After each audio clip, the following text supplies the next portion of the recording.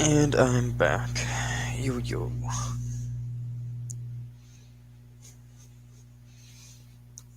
I'm gonna need to edit this down afterwards because there is so much downtime.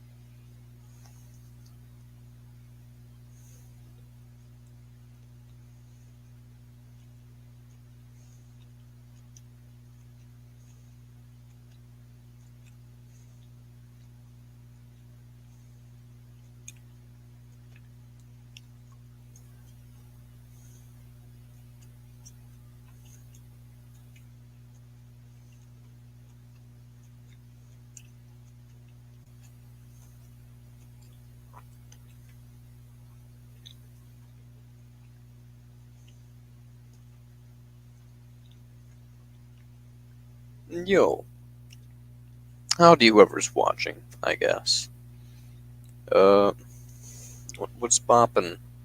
Basically a vegan, EFIList, antinatalist, all that good jazz. If you have any questions for me, about EFILism, veganism, antinatalism, negative utilitarianism, psychological hedonism, um, any of that good shit, free will, anything philosophy related, psychology related, let me know. I'll try to answer the questions for you.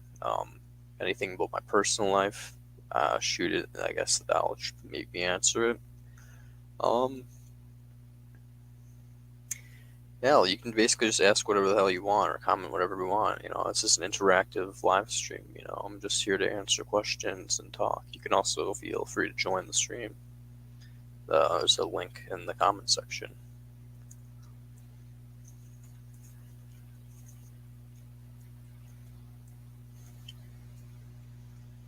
I'm eating a Swedish fish.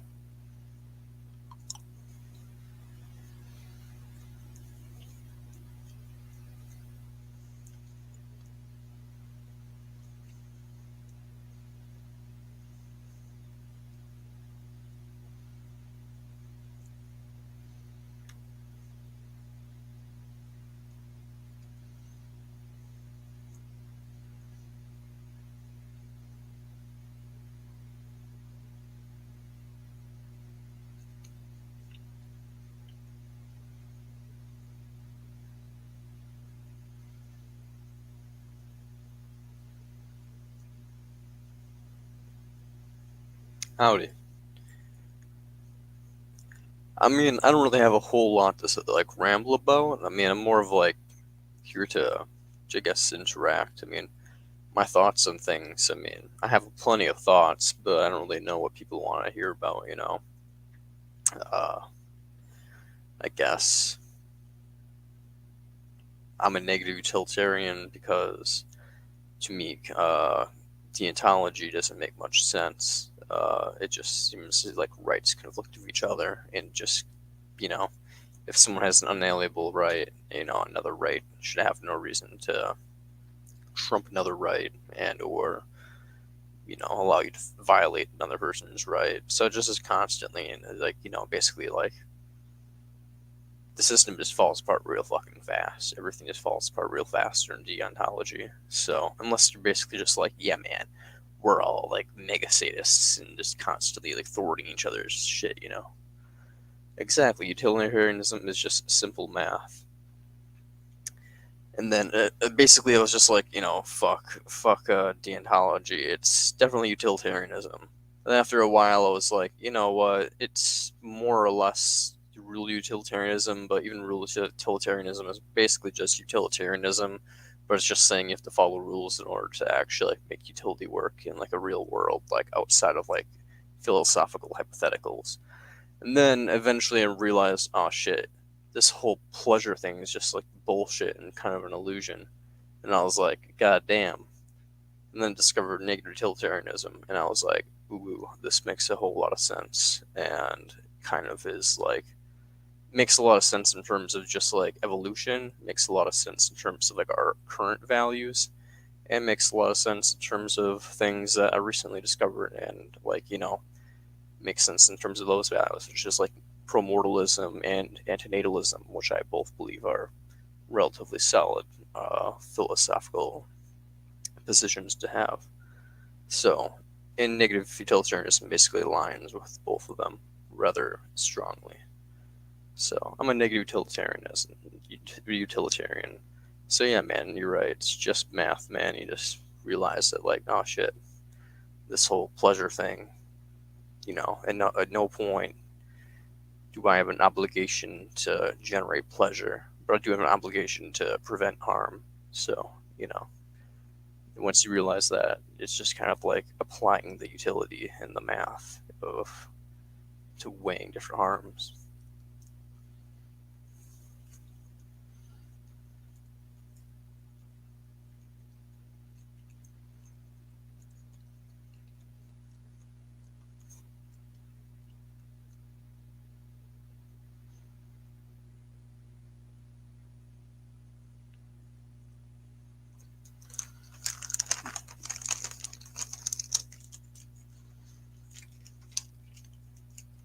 you utilitarian, or are you negative utilitarian, or?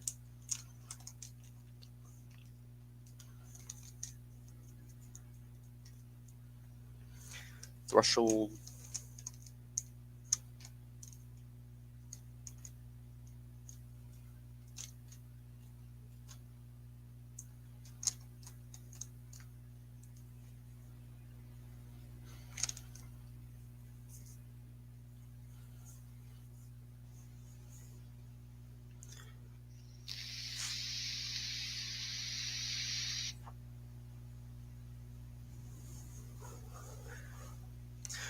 Here's one thing that I can talk about and ramble about for a little bit while people either don't funnel in or you drop some questions for me or statements or whatever.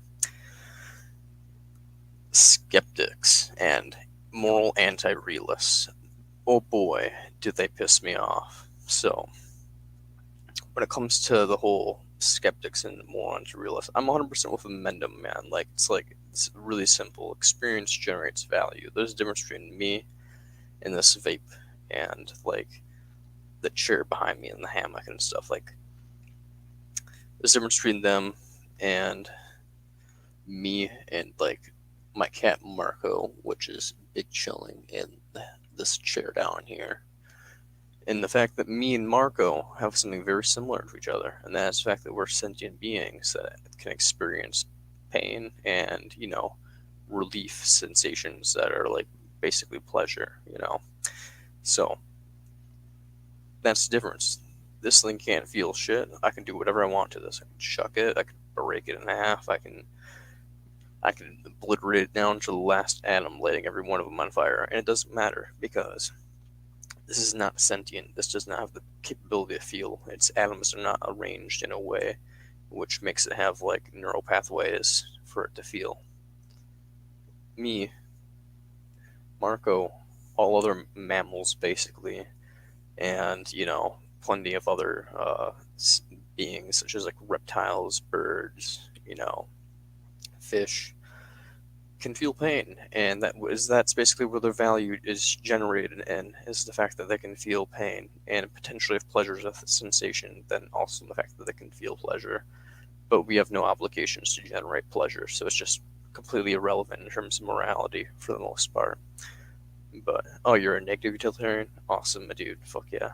I don't know how I rambled for 2 minutes without paying attention to the chat, but I got a little bit distracted there for a moment. But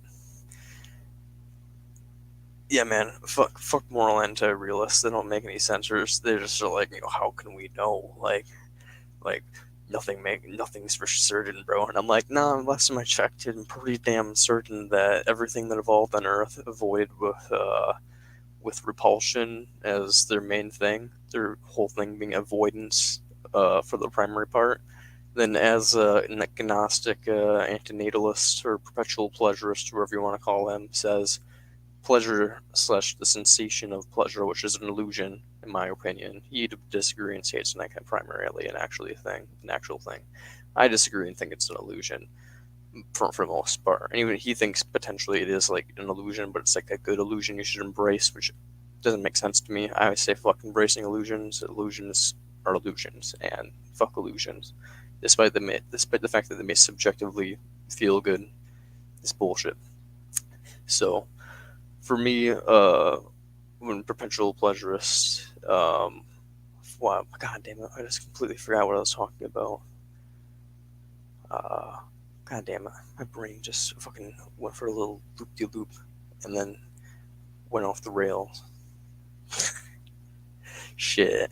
Well, maybe it'll come back to me. Maybe it will. It's the issue of being a stoner. You have, like, brilliant thoughts, and then, like, you just right off the train tracks. Not really brilliant thoughts. I'd just say my thoughts are average / I have an okay. I'm charismatic enough to deliver thoughts that are brilliant from other people. So that's my talent. I have a pretty face, and I smile a lot, and so people think that I'm pleasing to listen to some extent or another, at least in tone.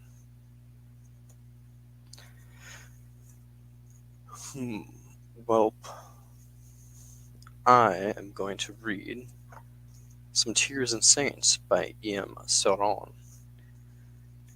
And I'm going to periodically check in the chat to see if there's any questions regarding my views or just personal questions involving my life. Or I'm pretty good at giving you advice, so if you want to have me give you advice regarding questions involving your life or just like ethics in general, I'm pretty good at that. I mean, I basically plan to become like an advisor of some sort someday, maybe, if the world lasts that long.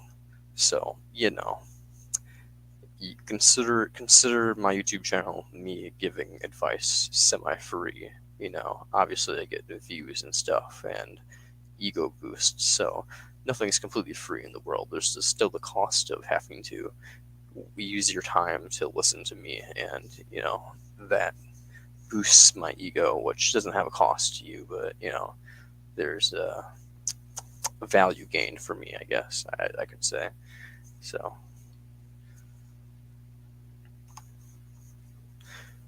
hopefully it's a win-win.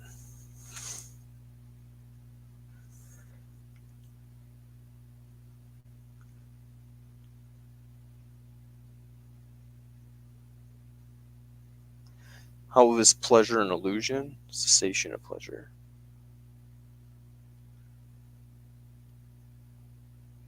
I'm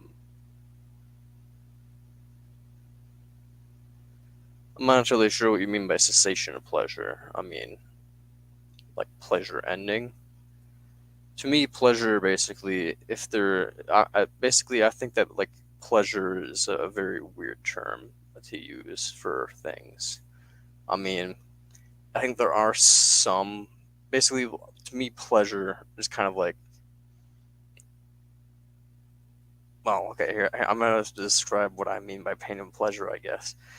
By pain, I basically just mean any sensation that is negative. So not just like physical things, like me pinching myself and being like, "Ow, that hurty." I have really high pain tolerance when it comes to physical pain, so like it didn't actually hurt at all. But when it comes down to it, if I were to like do something that like actually hurt somehow, like I don't know, I can't really like literally like twisting my skin right now, and that doesn't really hurt very much, but despite the fact that I'm a negative utilitarian with a very high pain tolerance, I don't believe pain is just physical pain. It's also like emotional pain and all that stuff. Pleasure, why I say it's an illusion is because when I say pleasure, I don't mean, I mean positive sensations. Like if there's like a scale of continuum, uh, and like in the middle here, there's like neutral, like 0 right here in the middle, and then here's like, well, okay, this is on the left, I guess. So here's negative, and then here's like positive sensation. Somewhere in the middle here is neutral. When before we exist, it's neutral. When we die, it's neutral. It's nothing. A cessation of all sensation, a pure neutral state, nothingness. On the left, we have basically any bad thing, like literally like getting a pinprick all the way down to like way over here and being like tortured and shit, like constantly, like horrible. The right, I don't know what's over here because I don't think this exists. Because I'm not sure. I don't believe we ever get past the middle point right here in the middle. Like I think there's like we come into existence.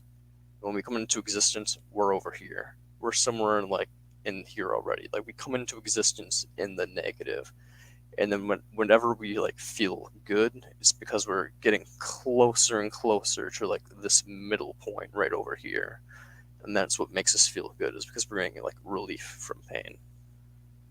Not quite get the perpetual pleasurist part. Oh, I did not quite get the perpetual pleasurist part. Yeah, I kind of forgot what I was going to mention there. Perpetual pleasurist.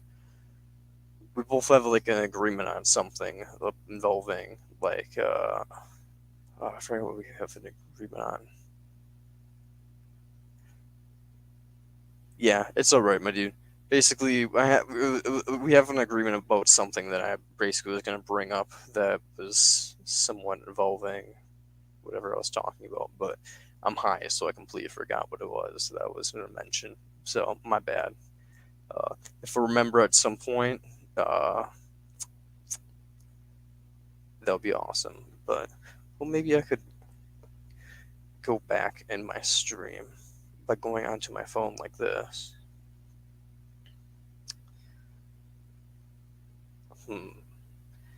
Yeah.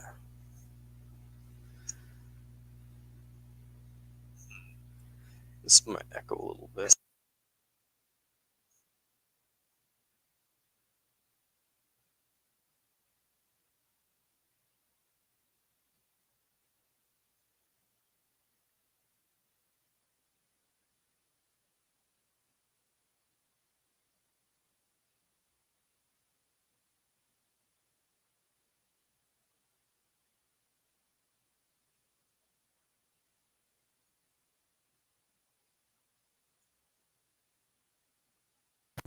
People are freaking stupid. They know suffering sucks when they suffer, yet they argue it isn't bad. What the hell? Yeah, man, straight up. Like, I don't get it either. Like, it's really obvious that, like, like my $5 is just as valuable as your $5, and anybody else's $5, just as my pain, whatever like sensation it is, like, is worth just as much as anybody else's pain, whatever they're experiencing. But for some odd reason or another, people just seem to can't get it through their own head that your own pain, though it feels like it has way more value than everybody else's, it's simply just the illusion of the fact that you can't experience other people's pain. Like, I don't deny that, like, some people subjectively probably have higher pain tolerances, and some people probably have lower pain tolerances. So some things are like worse for others and better for others in terms of like relief and stuff of that nature. But that's all it is. Like, in terms of like the degrees that people experience things can be different, but the fact is, like, the experience itself is still like the same value for the person. So yeah, it's just odd to me. I don't get how people are like, yeah, man, my pain matters to me. Like, obviously my pain matters to me, but like, it doesn't matter if anybody else suffers, and it doesn't like, and how it doesn't even matter if I suffer. It's just like an illusion, bro. But like, because like the skeptics are like that. They're like, even my suffering, bro, it's like an illusion, man. Like, I'm not really like suffering, but it like feels like I'm suffering, bro. Of course I don't like it, but like, what even is it to like or not like something, bro? And I honestly honestly, skeptics piss me the fuck off. No offense to anybody who may be listening that's a skeptic, but I don't know about the other two people. They haven't really commented yet. But if you guys are skeptics, come and join the chat. I have some beef with you. I'm gonna try to figure out what the fuck I was talking about.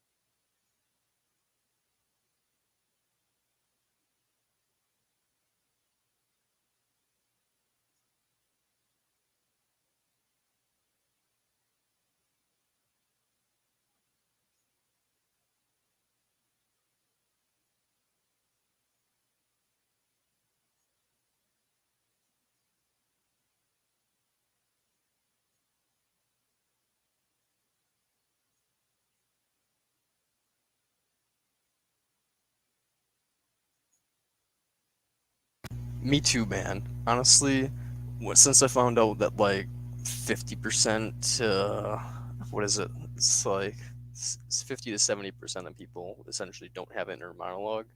Like, it just makes me feel like well, some people are like don't have an inner monologue, and it's definitely those motherfuckers. Like, there's just no hope to getting to them. Like, how do they even change their mind? But at the same time, I have to hope that like there's a way for them to change, and it's just me being a dickhead, like really they are they like you know they definitely are sentient, but the fact is, like, do they have an like, are they conscious? That's the thing that makes me feel like, are these people conscious? And it's just kind of like sometimes it's like feels like those motherfuckers aren't conscious. Like, they have no fucking clue how to like process an argument and be like, huh, you know what, I was wrong and I need to switch my opinion. But nope, that doesn't occur to people. so I have no clue, man.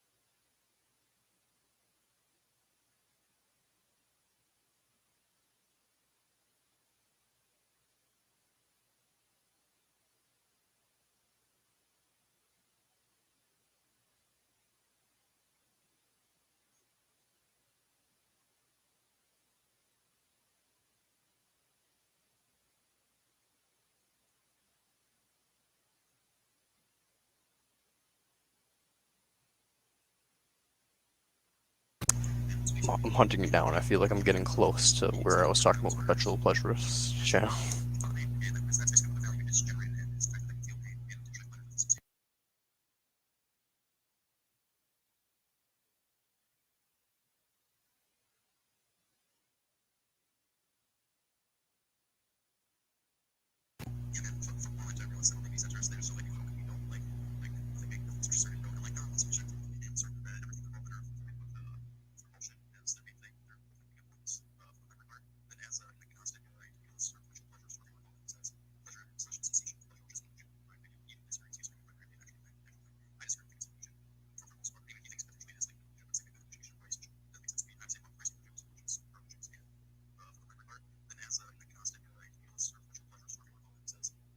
Oh yeah, okay. I was gonna say, but yeah, perpetual pleasurist. He says that pleasure essentially is a glitch of evolution, and essentially, like, yeah, you weren't getting this yet. You said, and I'll try to explain. Well, like, I think I know why you said you didn't get it now. Essentially, if you think about bacteria, for the most part, they're basically like just kind of like doing avoidance things. I mean, they're just trying to like survive. Essentially, like everything's just like basically just trying to survive. Like they're basically just repelling away from things. I forget which. I think it's John Locke was the philosopher that kind of came up with the idea that things are essentially just like trying to avoid pain and like negative sensations. And the Buddhists like very much agree with the same thing. And I think basically, if you look at bacteria, that's kind of like what they're doing for the most part is just trying to like avoid things. And some of like single cellular organisms are just kind of like avoiding things for the most part. And then pleasure, like at some point, it was like a sensation that came around like later. Like it wasn't like I don't think things were really like feeling like good for the most part, like the very beginning like of life. Like for the most part, things were just trying to avoid feeling bad sensations. You know, like I don't think plants are feeling like much of anything, but if anything, they have like signals going around and being like distress signals, anxiety signals, like that. Like the most primitive signals are usually like anxiety signals for the most part. You know, so pleasure, in my opinion, and simple perpetual pleasurist is kind of just a glitch. It's an error in evolution, basically. Like at some point during sentience, like towards like you know, I don't know when, but at some point around the evolutionary line, pleasure became like a sensation that like is perceived like through the chemical means or whatever, but like serotonin, dopamine, and all that jazz. Like things to say like continue doing this. This relieves pain, you know. But other than that, like yeah, I don't necessarily like I don't deny that there are chemicals that give us the sensation of pleasure, but interesting. But it's really it matters, not the point. Suffering's bad. Interesting, but really it matters not the point of suffering's bad. Yeah, exactly. The point of suffering's bad. Like it doesn't matter if pleasure exists or if pleasure doesn't exist, because even if pleasure exists, pain has objectively more value than pleasure.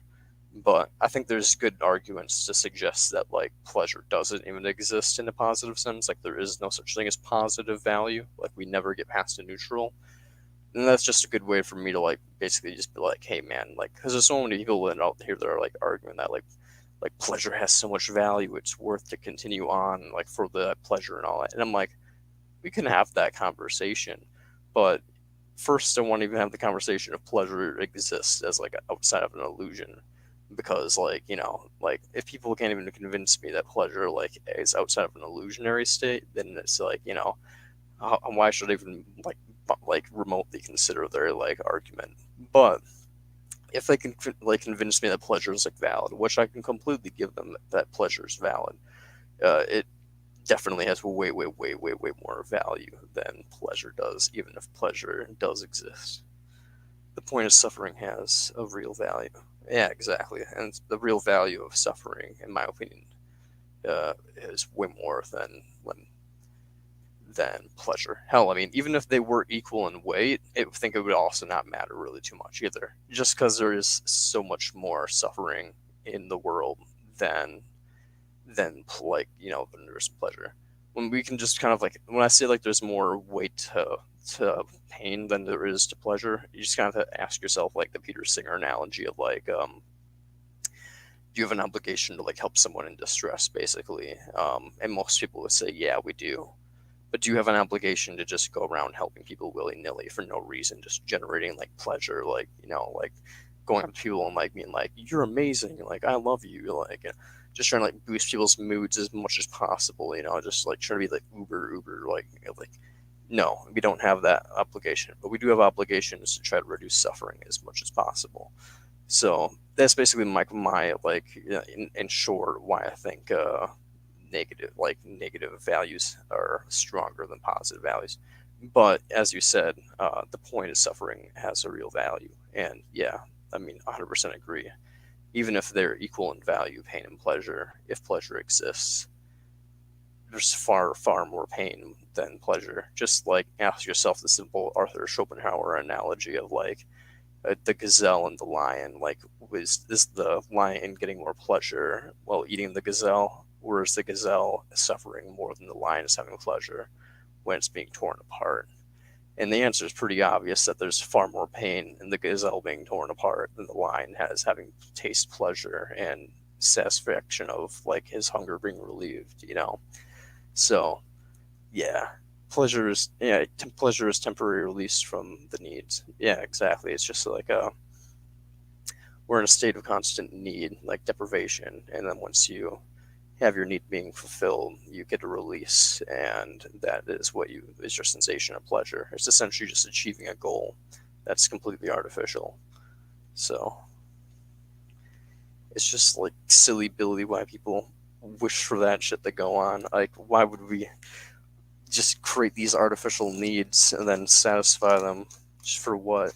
Well, there's so much cost. Like, we know that pain has more weight in terms of like morality and ethics, but and even if it doesn't have more weight, there's far more pain than pleasure. Yet for some fucking reason, we're just gonna keep going and making these artificial goals, and humanity just does its shit. It's fucked up. It's sad. And it's weird. It's chaotic. It doesn't make any sense. But hey, fucking, I guess it is what it is.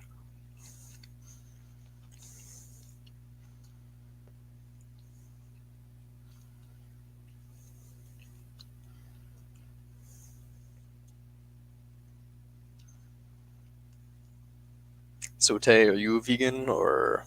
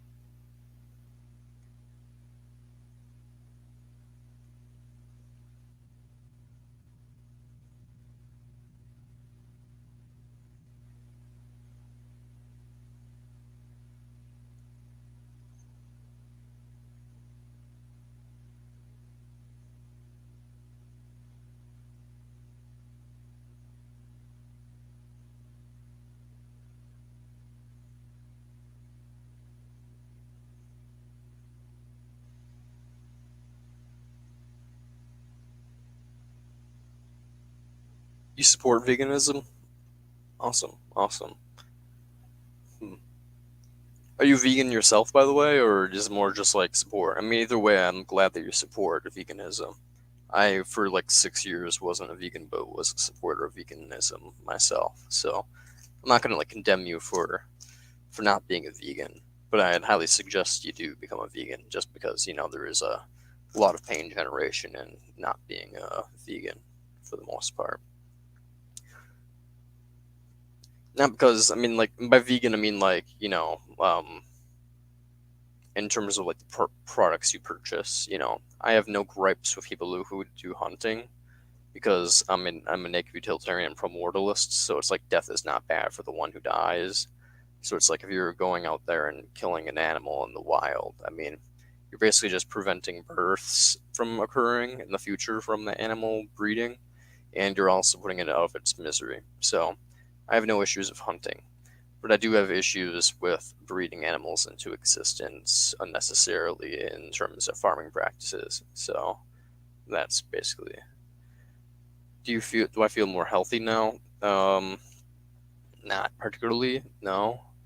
I mean, I was always healthy beforehand, so it's like I've been in perfect health like my whole life. So it hasn't really affected me in any way. My weight hasn't dropped, it hasn't gained. I've basically just been the same. Yeah, they don't kill them instantly. I 100% agree, which is tragic, but and I wish there was a way for us to kill wild animals instantly. But to me, I'm a consequentialist. It's all about utility, and I think that there's going to be far more suffering in the animal's life. Assuming like, assuming like you not like it is always a possibility that like a solar flare is just going to like vaporize us all instantly. But like outside of that, the animal's more likely to suffer like for a long time, like in its natural lifespan, than if we didn't just shoot it and it like bled out over the course of a few minutes. Like worst, going to be a few minutes of agony in comparison to like dying of starvation or dying because a tree fell on it, or I mean, however it dies in the wild, it's not going to be a peaceful way. It's not going to die of old age. It's going to die because it gets too weak at some point, and it won't be able to fight against predators. It won't be able to run away, or it's going to be taken by the elements essentially. So either way, the animal will die a horrible, horrible death. It's just, do we want to? If the main thing is pain, that's our moral value. Do we want to allow it to suffer for a longer duration of just like the normal pains it goes through from day to day life, or do we want to just put it out of its misery right away, essentially? Which is why I don't have an issue of hunting. I have an issue of hunting in the sense of like how it is now, because right now hunting is like designed to like be like self-sustaining, like oh we encourage like the breeding of animals like wild like things. So basically how it's like done now is to like do controlling the biosphere to promote animal like population growth and maintaining itself, and I'm obviously against that. So the way hunting is operating now, I'm not really cool with. I wish it was more systematically done by like the DNR and like rangers and like actual like government officials would step up and essentially do the hunting for people, and then like we have actual training on how to like put the animals out of their like misery as fast as possible and all that jazz. And then essentially they could like provide the meat for like like the local community or like poor in the community and stuff of that nature, like put the meat to good use essentially. But you know unfortunately I'm not in charge of legislation, so hey, like someday I'll run for president or some shit. But until that day, and unless people would actually vote for me and for like a state or whatever local thing, yeah, and like unfortunately we're probably never gonna have like great laws like that.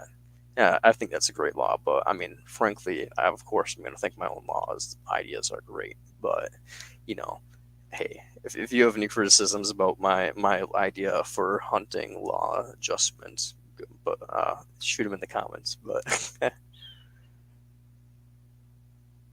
You think there's still bad people if they hunt?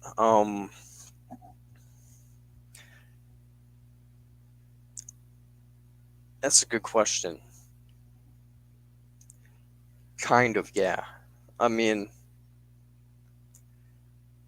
it really depends. Like, in terms of, like, their character, I would say yes, they are a bad person. Because they're not thinking of it in terms of pro-mortalism or negative utilitarianism. They're not thinking of it like, oh, I'm putting this animal out of its misery. They're thinking, oh, I'm killing this because it's fun and I wanted to eat it. So they're basically having like an exploitationist, like slave owner mindset. So it's like, do I think they're bad? In character, yes. In actions, no. So it's like, but I'm a consequentialist, so that's purely what I judge things off is based off of like the consequence of the action. And based off the consequence of the action, it really depends. Like if they're like sport hunting in an enclosed environment, which like basically promotes the breeding of animals in that enclosed environment, then I think that's completely unethical, no matter which way you look at it. If they're going out there and hunting animals in their own environment, which would quell numbers to some extent or another, I think that is a good thing, objectively speaking. And, I have no problems with the people, even if their motives are wrong. I don't necessarily have problems with it in any sense because they're like essentially an ally by de facto. Like they're de facto my ally, even if they don't realize it. But a lot of hunters are going to be like obviously pro meat and when it comes to like the meat industry in general. So I'm not out here like I love hunters, Joe Rogan's a great guy, because they're not, they use the whole hunting thing to try to like dunk on like the extreme vegans who would be like hunting is wrong no matter what. But they also at the same time wish to continue purchasing animal products. So it's like, yeah, they're just trying to kind of weasel their way, use like word games essentially, and like distract us. So I have disagreements with a lot of people in terms of political moves they use. So yeah, it's like who do you really consider your ally? How do you go about speaking in terms of like your public opinions on things? Because people will try to use that to their advantage. Who fucking knows, man? But that's why I basically just speak as honestly as I can and as open as I can and as lengthy as I can. Though I just get it all out there. That way there's nothing off of the table. Just lay it all on the table. For the record.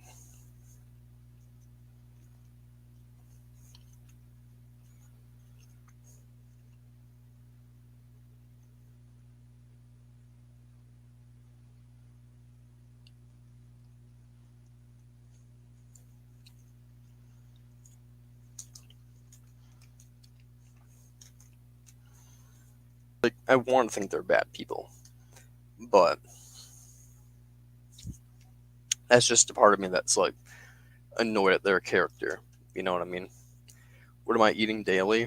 Um, I mean, really depends. Today I ate cereal, basically just almond milk and some vegan cereal. No honey, no dairy, no meat, obviously, but it's not like just meat and cereal. So basically, I'm just avoiding dairy and honey for the most part when it comes to cereal products. Yeah, I mean, eat. I can basically, essentially, there's certain cereal brands that have protein within it. So essentially, I can just some days I just literally eat cereal, like nothing else. Like I straight up just eat cereal, and I have multivitamins and iron supplements and B12 supplements, and basically I just make sure I get all the like essential like nutrients that I need in supplement form from like the local I forgot what it's called, but it's like a local shop, and they have like vegan supplements and stuff there. So I buy vegan supplements for the most part to get what I need for nutrition. And then when it comes to the calorie intake, it's basically just like eat when I'm hungry, I guess, and snack on things. So it's mainly cereal. I also eat like bean burritos. Like basically, I'll take like a can of like black beans or whatever, and I'll like put them in a bowl, or I'll put it in like a blender with like some corn and just, and then put it in a pan and fry it up, and then put it in a taco shell, and bing bang boom, I got myself a bean burrito. So I also like eat meat substitutes like Beyond Burger and Impossible Burger. I forget, there's this other brand that's a little bit cheaper than both called like Green Garden, I think, or something like that. They have Green Garden, that whatever that brand's called, I think it's called Green Garden. They have really good stuff, so I like to eat their stuff. I'm not a big fan of Beyond Burgers. Beyond Burgers are kind of gross in my opinion. It's way too corny. The corn taste is way too strong in my opinion. But Impossible tastes just like actual beef. So Impossible Burgers are real good. So, but they're also really expensive. So that's why I kind of prefer that Garden Green or whatever the fuck it's called, Green Garden. I don't know. But yeah, I basically just eat cereal for the most part, and when it comes to snacking on things, like basically whatever's on sale, like Oreos, candy, like Swedish Fish, like Sour Patch Kids because they're vegan also, stuff like that. So that's basically my main thing is just like I don't really care about my health aspect of it. I'm not vegan because of the health. I'm just vegan because of the ethics. So I pretty much just, take supplements to survive and get what I need. And after that, it's just meet my calorie intake, Then I exercise enough because my job's physical, and I walk around with a sign and stuff like that. So, like a sign that says, abortion's an act of love, and the other side says, birth is the catalyst of all suffering and death. And with the stophavingkids.org logo on the bottom. So, walk around with that sometimes. So, that's a good way to get exercise. Do that like an hour or two almost every day, every other day. For the last 2 weeks. Or 3 weeks now, actually, now at this point.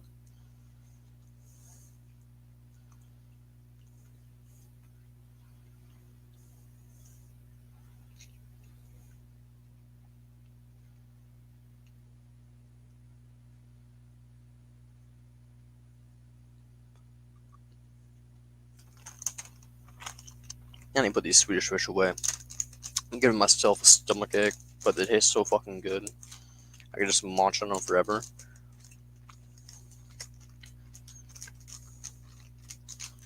It's addicting, man. Get away, Swedish Fish. I can't stand you. You're too good.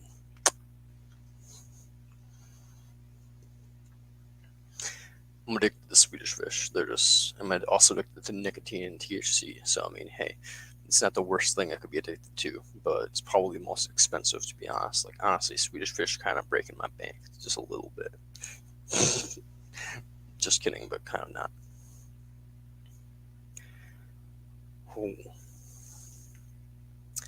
Can anybody tell me what like Saran means by this?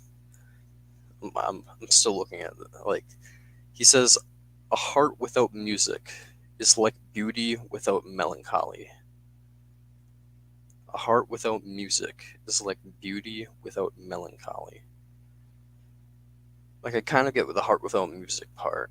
He's saying like you need music in your life to like express yourself and like feel.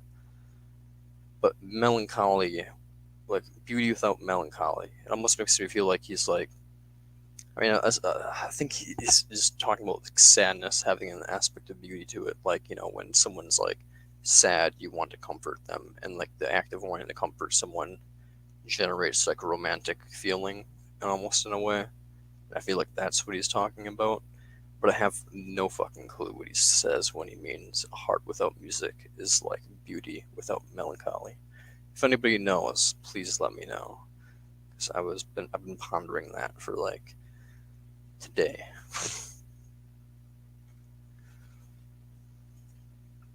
I just kind of opened up the book and I was just like, stare at that passage, and I was like, yeah, what the fuck does that mean again? Like, I literally thought about that for like 10 minutes straight, and I was like, what does it even mean? And that's the conclusion I came up with, but I have no clue if it's true. Melancholy Hill by the Gorillaz? Yeah, man. EM Surround was talking about Melancholy Hills by the Gorillaz, which is a total bop, by the way. It's a great fucking song. But honestly, I wouldn't doubt it. EM Surround just bopping. My back just fucking cracked there when I sat up. It felt good, but also reminded me that I'm old. Not really, but I'm like 23, but it's old enough to make me feel old. Everybody else that's watching me is just like, bro, I'm older than you by like multiple years. Stop saying that you're old. It makes me feel old. And I'm like, I'm sorry. But it also makes me laugh, so I'm not sorry.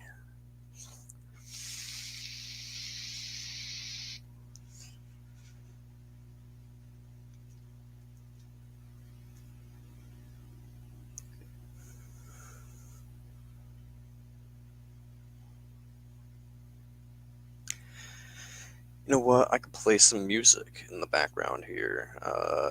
Maybe. I wish I could like play music without like. This phone sounds like shit, to be honest. The speakers are a little fucked. But I'm gonna play some. Wish there was a way to like stream music so it would like overlay, kind of like Discord does, like but through YouTube. I'm sure there probably is, but I just don't know how to fucking do it. Let's play a song.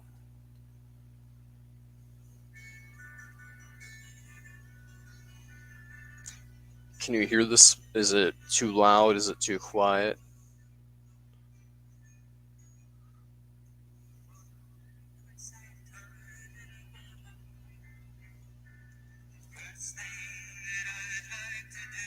This song's such a bop. It's called Time in a Bottle by Jim Croc.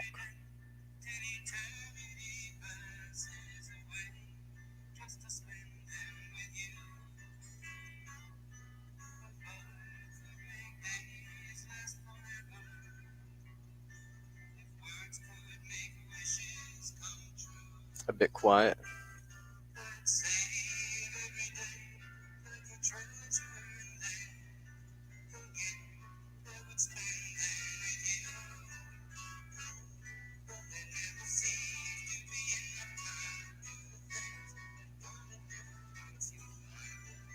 This song reminds me of my friend that died recently, because this is one of her favorite songs.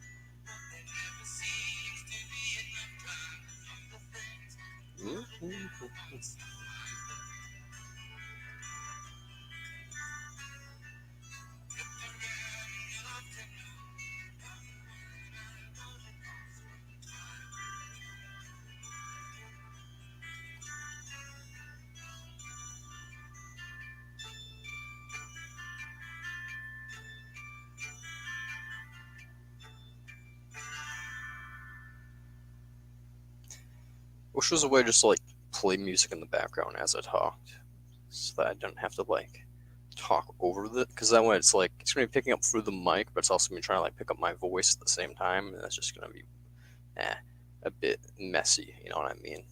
So I'm gonna stop playing music, but that's a real bop of a song. I mean, it's just a catchy tune, and also has a lot of feels. Even if you don't have like a personal connection to like a person like who like that song quite a bit, I imagine it quite like just has like a bunch of feels for most people, like in general, because most people have someone in their life that they, couldn't live without and wish they had like more time to spend with, So at least I imagine most people do to some extent or another. unless they've had like a bunch of trauma and or like mental illnesses that prevent such sensations from entering their life, which I imagine is either sad or neutral, depending on the mental illness. So,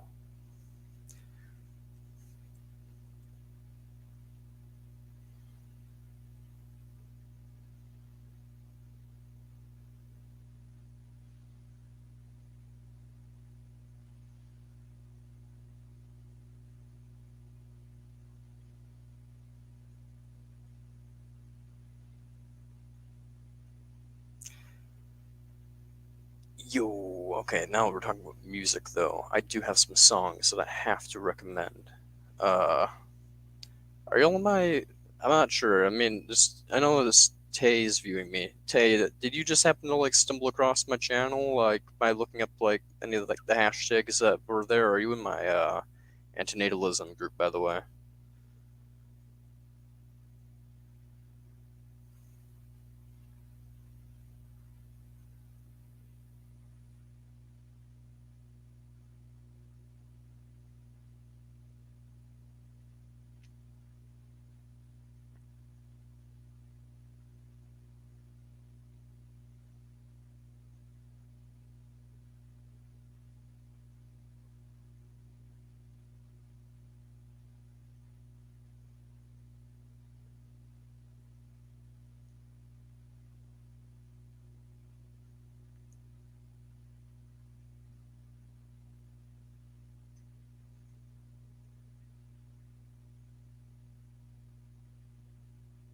Because if you are in my antinatalism group, which is called Antinatalism, Efilism, and Suffering Focused Ethics Wisconsin, if you go into the chats, I believe it's general chat, a bunch of songs in there that are pretty bopping.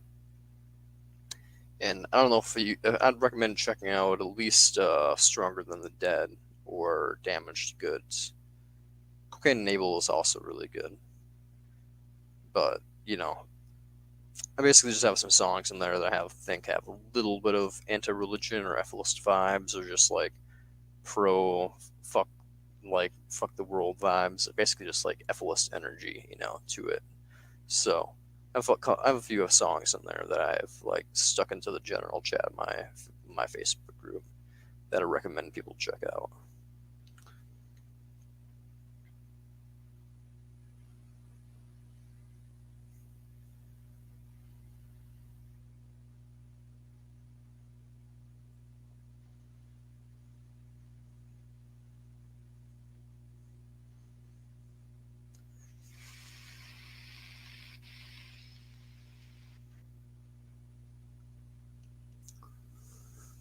You what, the second person who's just kind of big lurking in here? How's it going? On the subjective scale, of course. Subjectively, life is just horrible for all beings. But I just searched Efilism. Yeah, it's made by the YouTuber Amendum. He was the man who came up with the term. Efilism, in terms of like when you Google search it, it kind of depends on like what source you pick, if it'll be like a good definition or not. But if you go to, I can paste a link, I guess, in the chat. Do not God.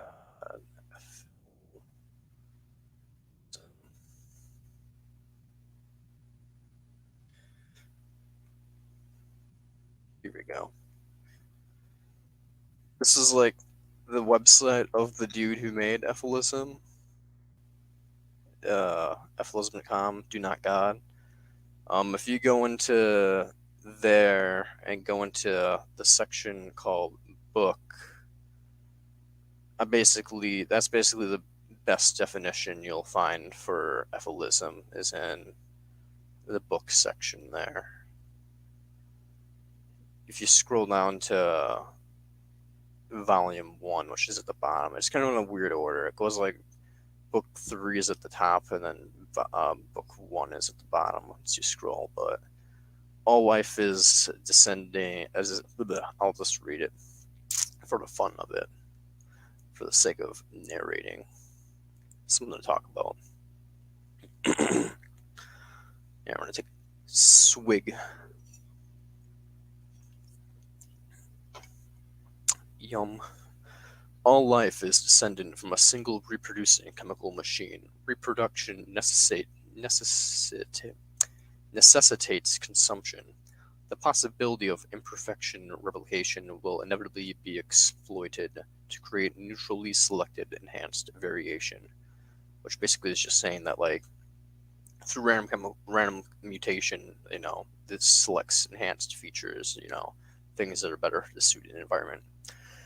Reproduction creates potential consumables, and in a closed system, the machine will inevitably cannibalize each other and exist in parasitic interrelationships.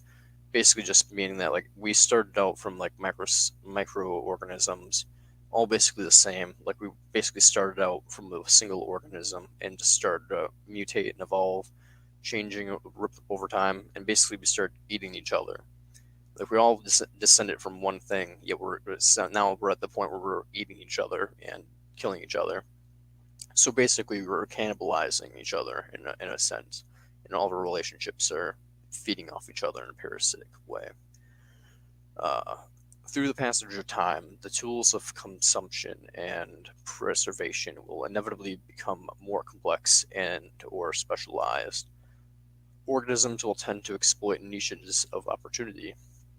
Behavior is a tool of consumption and preservation, and it will inevitably complexify or specifies. Behavior will be shaped by both narrow individualism short-term and wide colony long-term circumstantial advantage. Behavior will tend to be shaped to match probabilities.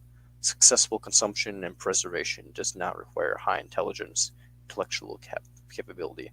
Basically just saying that, like, in order to survive, you don't need to be smart. You just need to have the tools to exploit a niche in your environment. This whole evolution game isn't because things are brilliant and smart. It's not because it's like a good design or anything. It's just because some things happen to be able to survive in certain environments better than others, and that's basically why we have what we have today.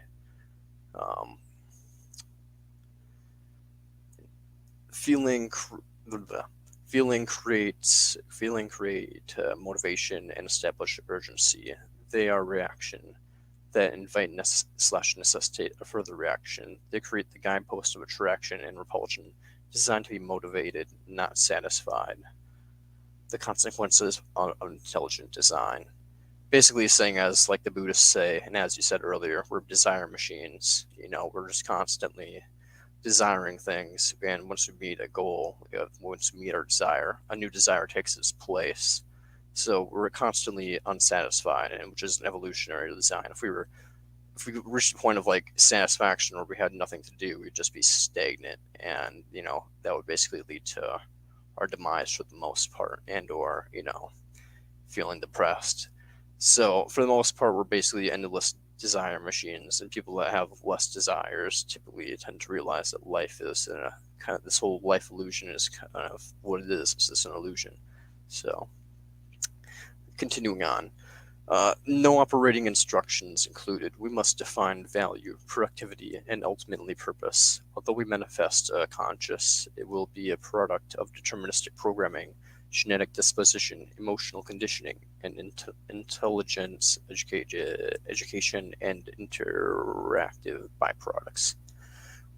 We learn are programmed through exposure and or experience and mental recombination. The basic truths of value can be realized, specifically described, and understood. For any existence or event to have meaning or value, it must implicate the welfare of a consciousness.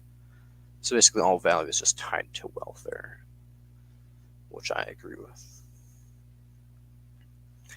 Emotions like desire are largely projections of naive and conditioned psychology that have dubious credibility and asides to understanding actual value. Pain and pleasure are not opposites, but states of comfort. Sorry, pain and pleasure are not opposites, but states of comfort. Yeah, essentially, yeah, as I was saying earlier, like, pleasure is not necessarily the opposite of like pain. Like, it's more or less just like the sensation of comfort. Like, you're not actually reaching into positive value. We're just, relieving negative. So we're like moving from a really bad negative to like a lesser state of negative. And that is what pleasure is. It's not actually a positive. It's not the opposite of pain. It's just a cessation of the current pain. Continuing on. Consciously endured states and substantial discomfort in themselves create a certain negative component that requires existence of compensating positive component. If a minimal of value neutrality is to be obtained or maintained. Discomfort in creating a certain negative component that requires existence minimal of value. I think that's pretty self-explanatory. Consciousness is trapped in a zero-sum game, and practical fact, the only true positive is elimination / preservation of a true negative. The perception of all other positive worth is an illusion of desire which perverts evaluation of the worth of lesser states of discomfort. And then the final part of it. We must look at our making of the world as if we were creating the world. Nature sucks. Nature is unnecessarily and unfairly inconsistent. Diversity and inequality has a practical limit. Negative threat outweighs positive potential. The future is many times more important than the present, and engineering a solutions are the only rational choices we can make. Short line between desire and fulfillment satisfaction, violence is unsustainable as a solution to conflict. Virtual reality, maximizing possibilities, potentially creates fail-safe environment, minimizes losses. So basically, he's advocating for virtual realities, which I don't actually advocate for. I mean, it is a thing in the EFIList community to advocate for virtual reality, just because it is like a better possibility than our reality, potentially speaking, And I mean, based on capitalism, we're going to be moving in the direction of making artificial realities. So, if the main goal is to eliminate all pain, so obviously extinction is the best way to go about it.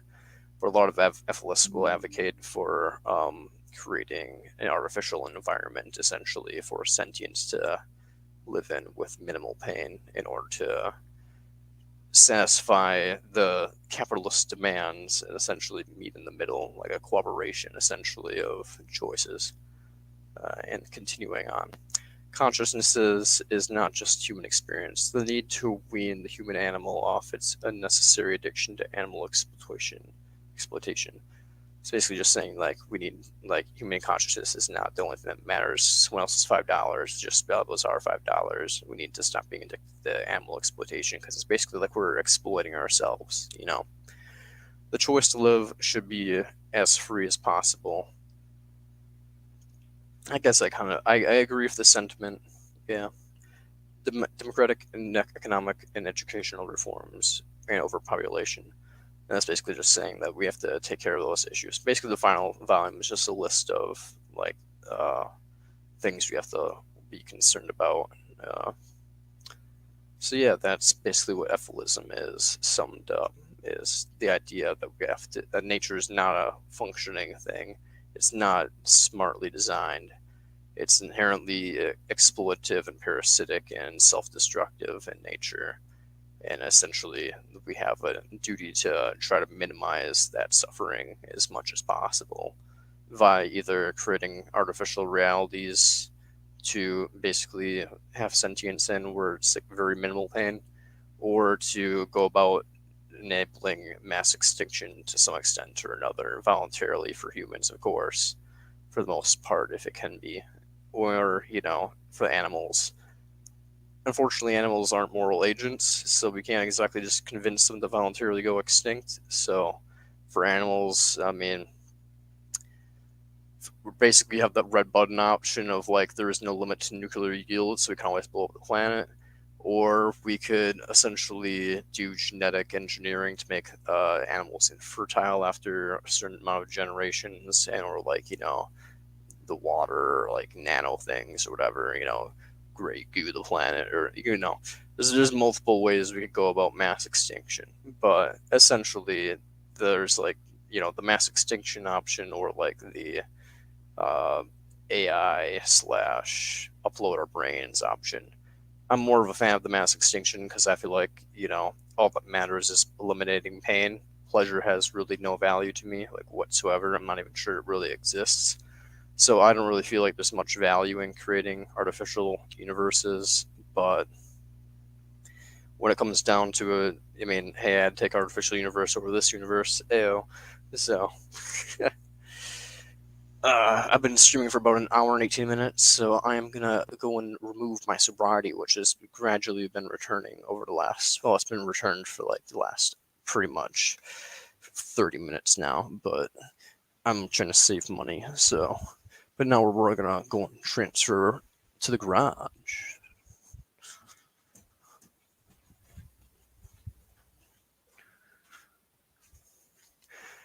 God damn, is it quiet up here?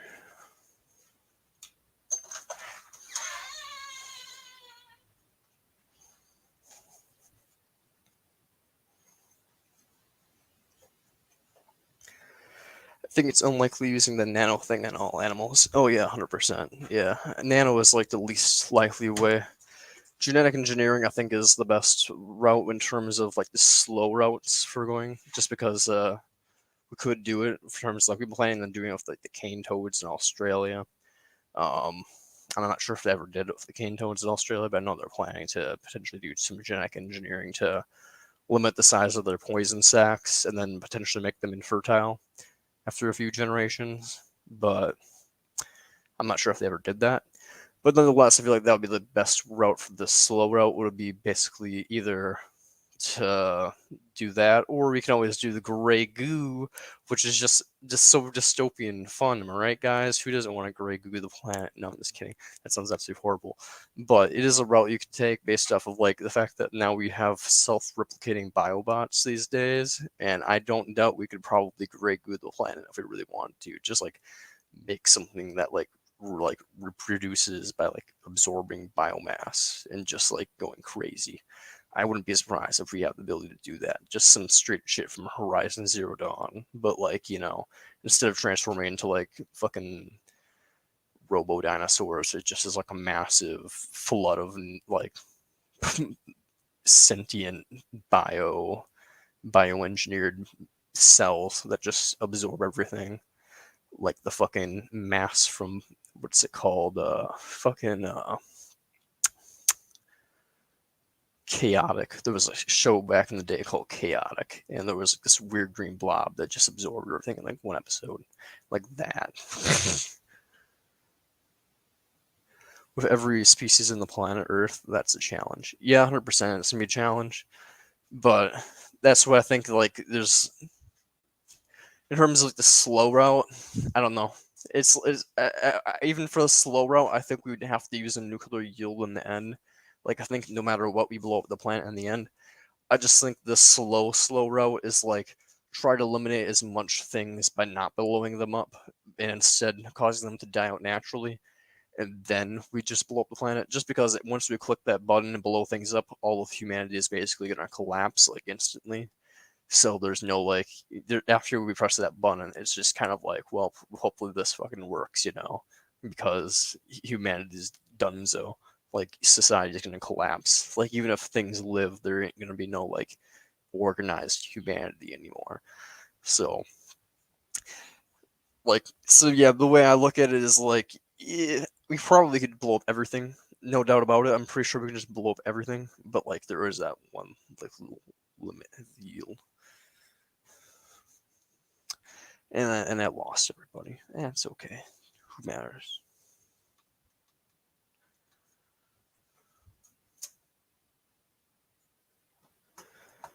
Maybe if I'm lucky.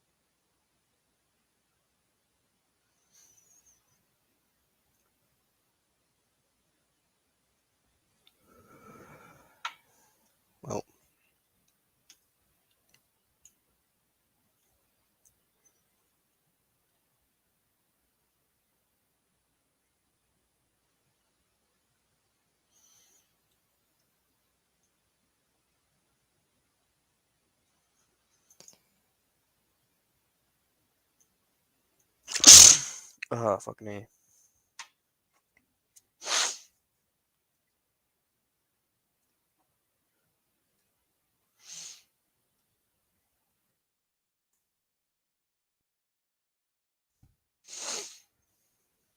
Let's just post that in there. Maybe someone will actually join.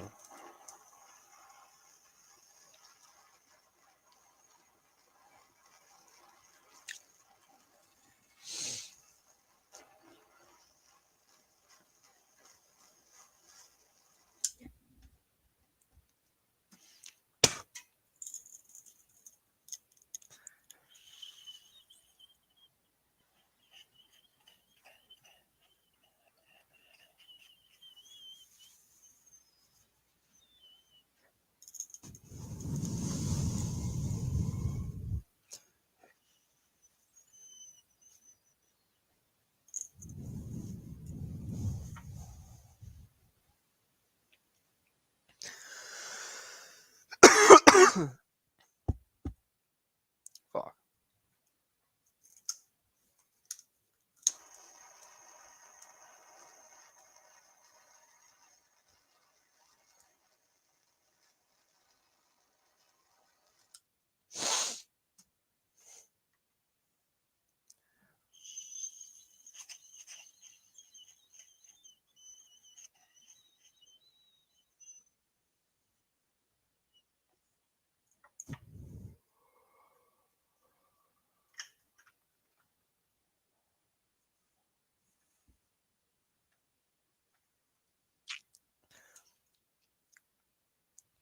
People are rude, man. Just having a conversation, and they just dip out. Just kidding.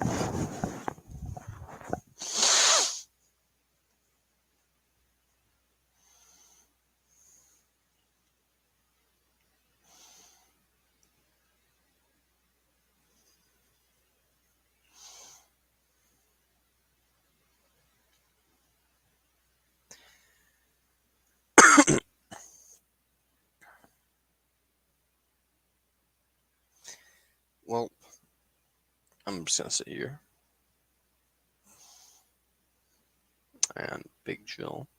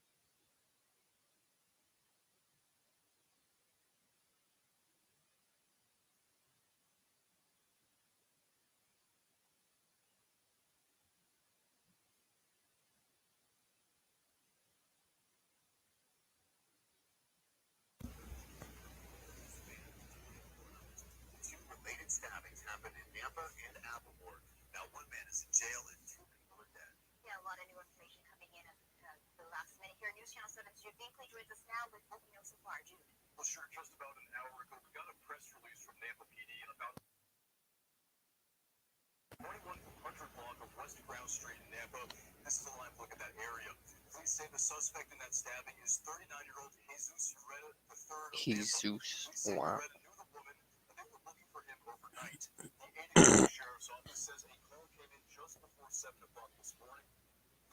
Wow.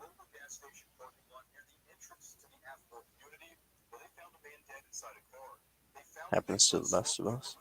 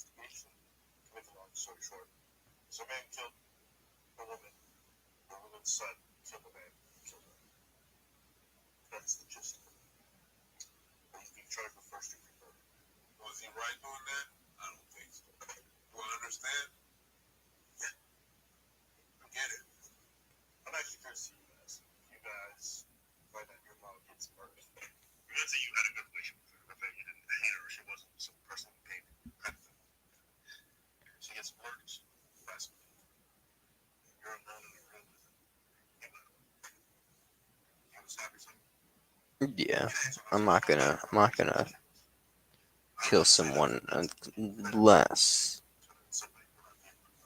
I mean, I would want to.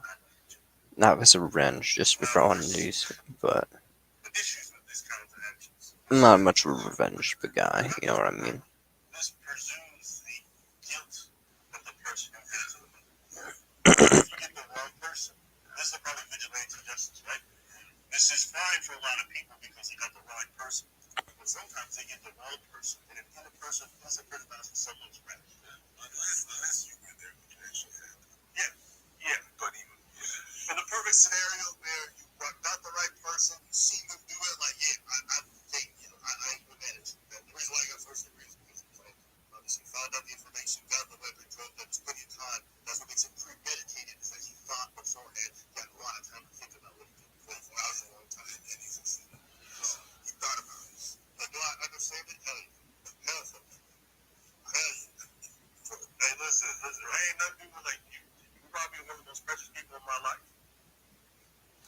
Blah blah, don't care.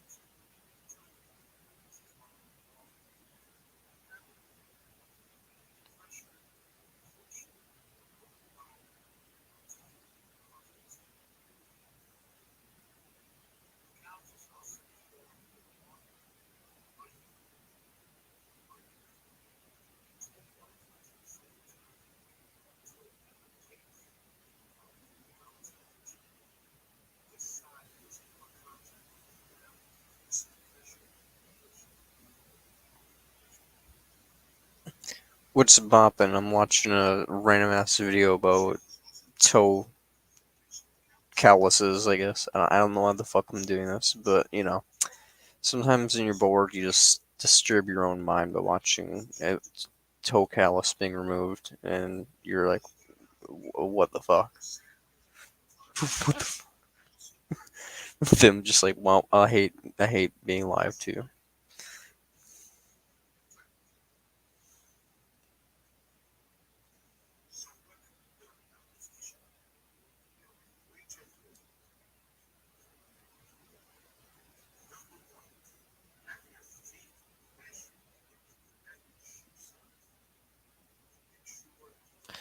Yo, what?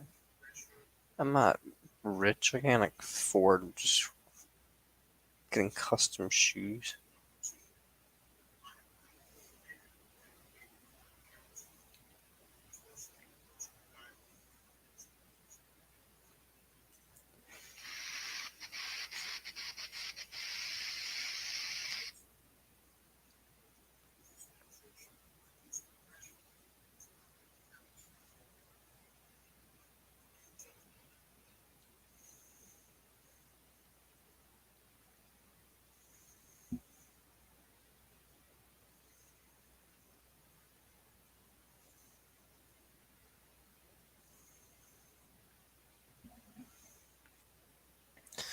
Once it's the 2 hour mark, I am 100% ending the broadcast.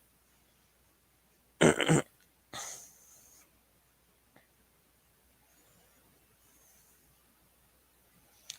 someone joins.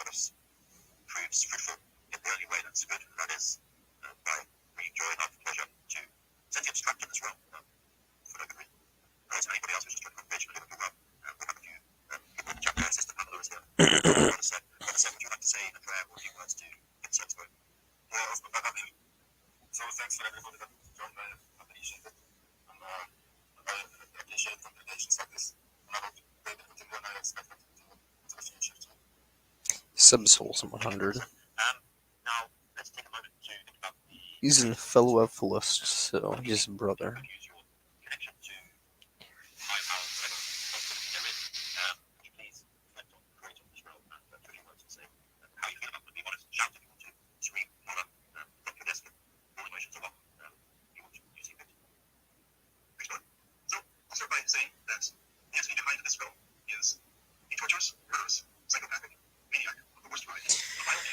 Well, that's the thing that I kind of disagree with. I mean, I agree that the being would be omnimalevolent and omnibenevolent, but I disagree with the fact my brother must be here.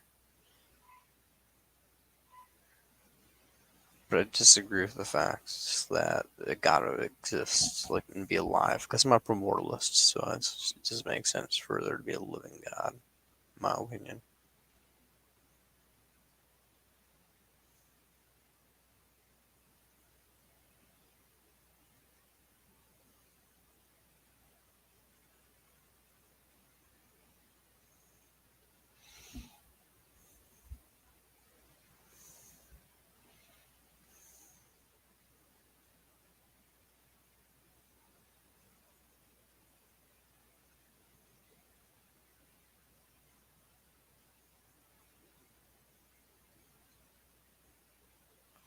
If it is my brother, I'm gonna end the stream. So.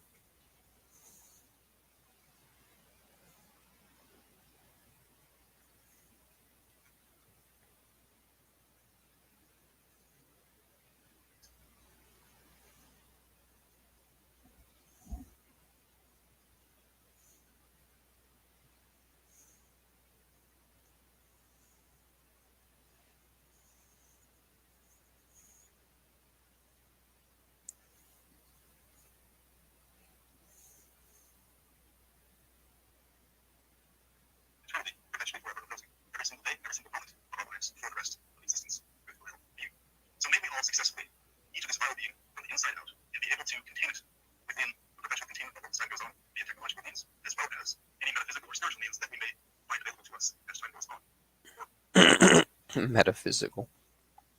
I don't believe in the metaphysical. But yeah, I don't even believe the fact that God would be, or any being would be, that's smarter than humans would stick around here without, deciding to obliterate itself, which would be the most logical thing to do. So, I don't believe in the Gnostic whole thing of like the demiurge or femiurge or whatever. It just don't make sense. Anything that's smarter than human beings would realize that existence is not worth doing and would basically end itself. So, hence why I'm a pandeist of sorts. More agnostic atheist, but pandeist in spirit of things. I'm basically still an atheist because either way, it's like there's nothing to worship, but you know, pandeist.